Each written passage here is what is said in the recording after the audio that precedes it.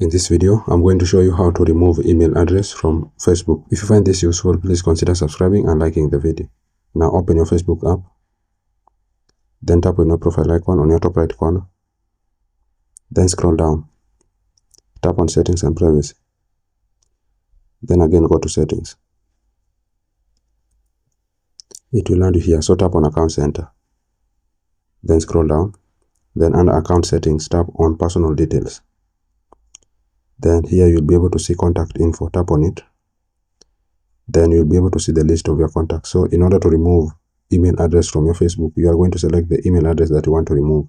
Just tap on the email address, then tap on delete email, then delete.